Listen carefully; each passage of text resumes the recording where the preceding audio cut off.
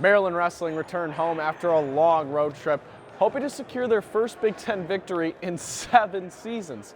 Instead, it was more of the same for the Terps as they lost 28-7 to Rutgers. The pavilion was absolutely rocking early on, and that was fueled by Braxton Brown's defeat that gave the Terps an early 4-0 victory. Then, King Sandoval, who was wrestling in his first match for the Terps this season, failed to defeat number 16 Joel Heilman.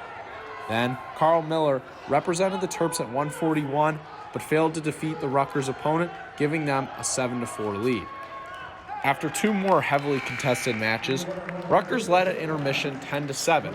That's when the wrestling program decided to bring out all Maryland wrestling alumni out to midcourt for them to talk with former teammates and coaches and get a sense for what the program's future is going to be.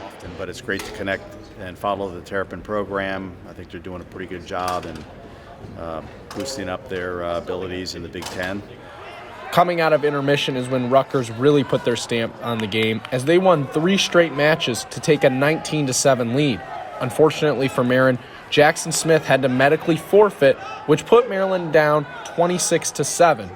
However, that wouldn't be all for the rest of the match, as take a listen to this introduction for Jaron Smith. You want to talk about electricity? There it is.